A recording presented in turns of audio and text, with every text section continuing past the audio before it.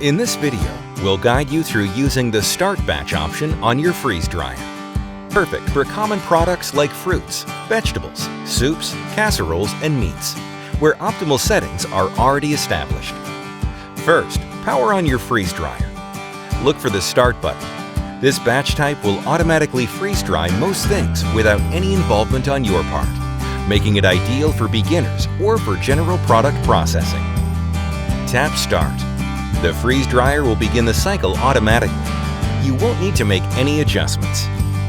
You can also start a batch directly from the app. Simply open the Harvest-Right app, select your freeze dryer, and press Start. Remember, the Start Batch is designed for most standard foods.